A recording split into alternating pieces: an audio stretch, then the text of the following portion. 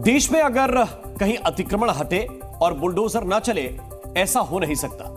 आपने उत्तर प्रदेश से लेकर गुजरात तक बुलडोजर एक्शन की तस्वीरें हाल में कई बार देखी होंगी। अब बिहार में भी नीतीश सरकार का बुलडोजर शो शुरू हो गया है। राजधानी पटना में गंगा नदी के किनारे बने अवैध इमारतों और दुकानों पर बुलडोजर प्रहार किया गया है।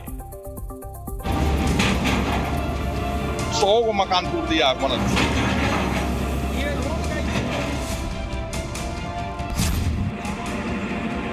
गंगा नदी के किनारे जो भी पक्का घर बनाएगा उसका घर बुलडोजर से ऐसे ही गिराया जाएगा।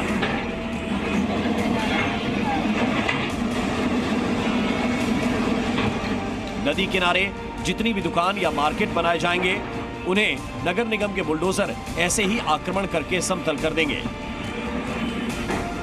पटना में गंगा नदी को अतिक्रमण मुक्त करने के लिए नीतीश सरकार ने अब तक का सबसे बड़ा बुलडोजर एक्शन शुरू किया है।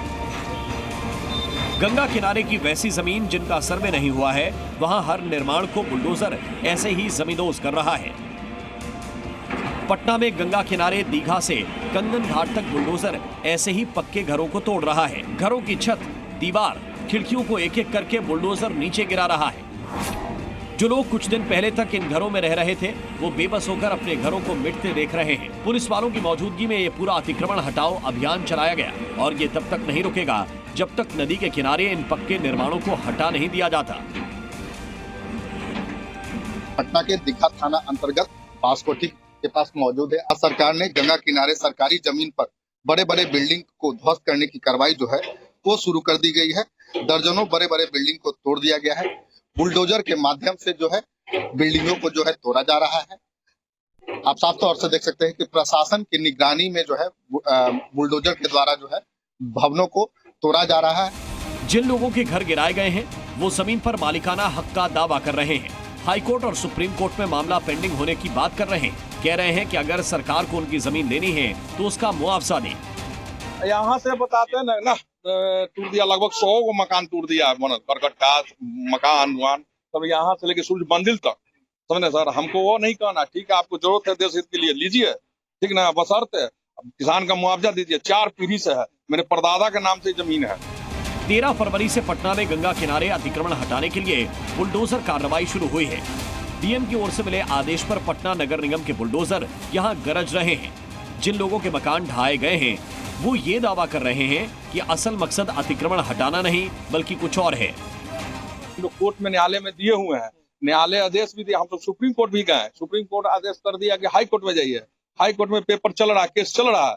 जबरदस्ती डीएम ये काम कर रहा है, जिसमें डीएम के बता रहे हैं 6 बारी डेट दिया कि आप जवाब दीजिए, क्यों क्यों रहे। तो 6 बारी में जवाब नहीं दिया। 6ठा बार में क्या हुआ ना कि जज ने फाइन कर दिया डीएम को 1 लाख रुपया। उसी चीड़ में 3 दिन से भी टूर रहा है।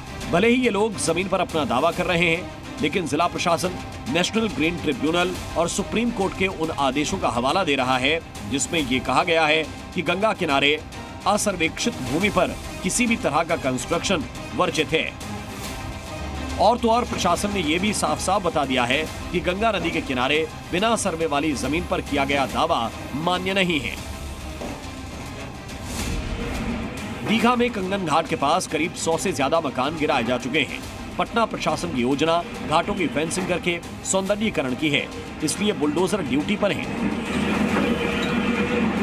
कोर्ट में इन्होंने जब अर्जी डाली तो कोर्ट की तरफ से स्टे लगा दिया गया है। 27 तारीख को कोर्ट के द्वारा इसकी तारीख रखी गई है। अब देखना होगा कि 27 तारीख को कोर्ट के द्वारा क्या कुछ आदेश आते हैं और इसके बाद क्या कुछ निर्णय लिया जाता है। प्रकाश सिन्हा, जी मीडिया, पटना।